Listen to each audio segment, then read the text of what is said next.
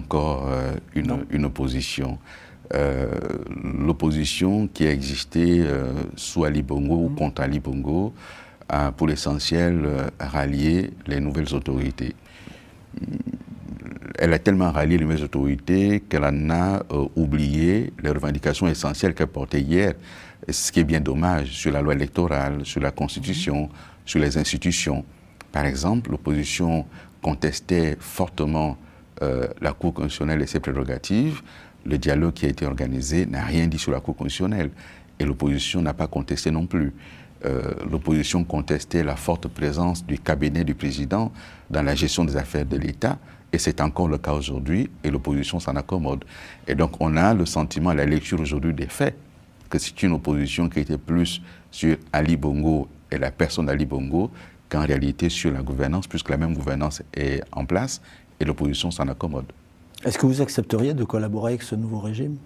C'est-à-dire si on vous proposait un poste au gouvernement ou de diriger le gouvernement, est-ce que ça vous intéresserait?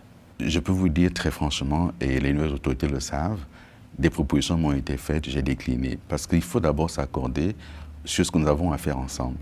Je ne suis pas preneur d'un poste pour un poste. Je suis prêt à discuter des orientations pour le pays. Et si nous tombons d'accord sur les orientations, les Gabonais jugeront de ce qu'il y a à faire.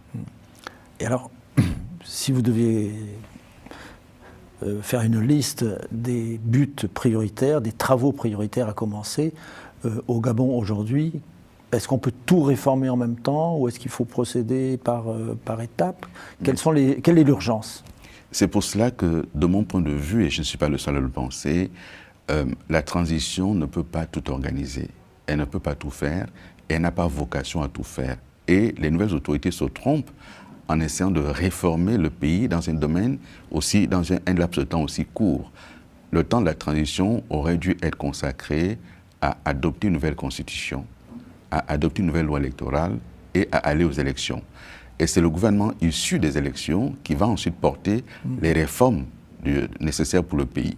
Si on se lance aujourd'hui dans les grands travaux d'infrastructure, dans une période très courte, on n'a pas le temps, on n'a pas les moyens, on n'a pas l'expertise nécessaire pour le faire.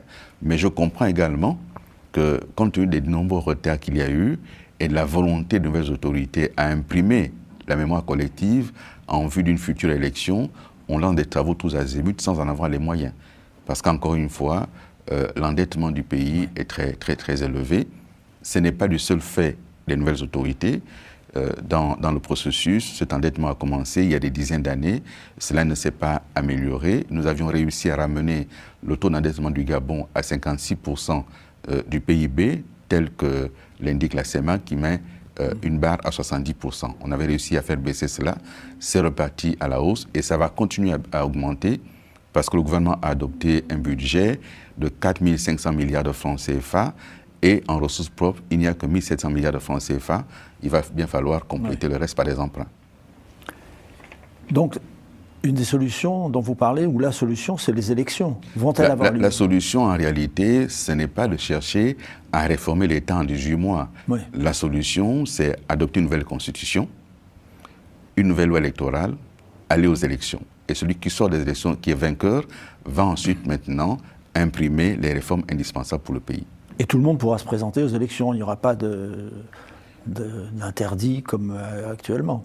Il faut espérer qu'il n'y ait pas d'interdit, parce que les interdits enverraient un très mauvais message. Il faut laisser à chaque citoyen qui souhaite se présenter le droit, la liberté de le faire, et celui qui gagnera les élections, si le général Oligui est candidat, sera d'autant plus légitime.